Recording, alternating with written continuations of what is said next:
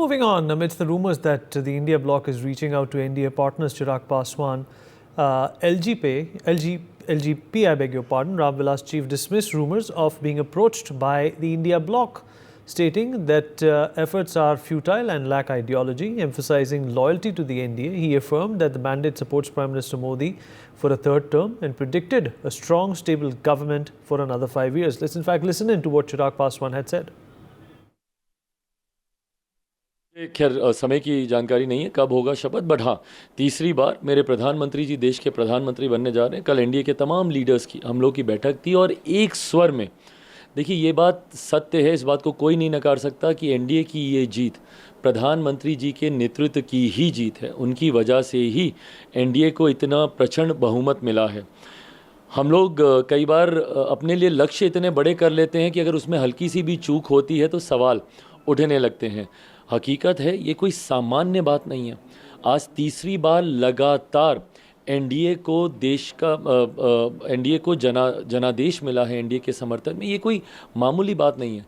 इतिहास अगर मैं ठीक से जानता हूँ तो शायद दूसरी बार ही ऐसा हुआ है इन 7 दशकों में कि किसी एक प्रधानमंत्री को, किसी एक गठबंधन को लगातार तीसरी बार सरकार बनाने का मौका मिले। तो अपने में ये बहुत बड़ी उपलब्धि है और इस उपलब्धि का श्रेय मेरे प्रधानमंत्री जी के नेतृत्व को ही जाता है। और कल एनडीए की बैठक में एक स्वर में बिना किसी शर्त के तमाम एनडीए के घटक दलों ने पुनः तीसरी बार, महज ये एक औपचारिकता थी बट उसको भी हम लोगों ने पूरा किया और उनके नेतृत्व को पुनः हम लोगों ने स्वीकारा है। और बहुत जल्द मेरे प्रधानमंत्री जी तीसरी बार देश के प्रधानमंत्री पद की शपथ लेंगे।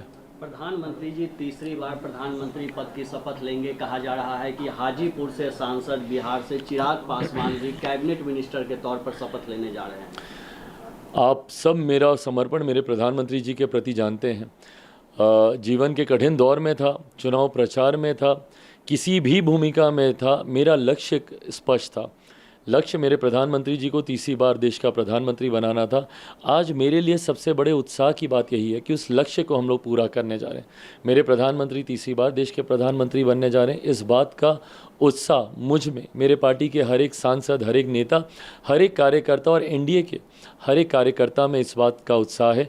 कौन अब सरकार में आता है, नहीं आता है, कौन मंत्री बनता है, नहीं बनता है, ये किसी भी घटक दल की प्राथमिकताओं में नहीं है। मुझे All right, Manohar Keshri, my colleague, is joining us at this point in time to talk more about this. Manohar, अभी तक जिस तरीके से और जो शब्दावली यूज़ की जा रही है, जो इस्तेमाल की जा रही है एनडीए के सदस्यों द्वारा, उससे साफ पता लग रहा है कि प्रधानमंत्री मोदी और उनकी सरकार को एक बहुमूल्य समर्थन मिल रहा है। कहीं भी कोई एक तरह से इशू नज़र नहीं आ रहा है, कोई दरार नज़र नहीं आ रही है। हाँ, ये हो सकता है कि जब कैबिनेट की बात हो तो कुछ मांगों को लेकर समझौता दोनों ही तरफ से होगा, पर अभी तक जिस तरीके से ये बातचीत चलती आई है, जो फोटो ऑप भी देखने को मिला हमें कल, उससे लगता है कि अभी तक कोई खतरा नहीं है। देखिए, इसी बात को लेकर के चिराग पासवान ने अपनी बात रखी है और उन्होंने सीधे से नकारा है कि इंडिया ब्लॉक के लोग भले ही कोशिश कर रहे हों, लेकिन उनका जो ये प्रयास है वो पूरी तरह से विफल रहने वाला है।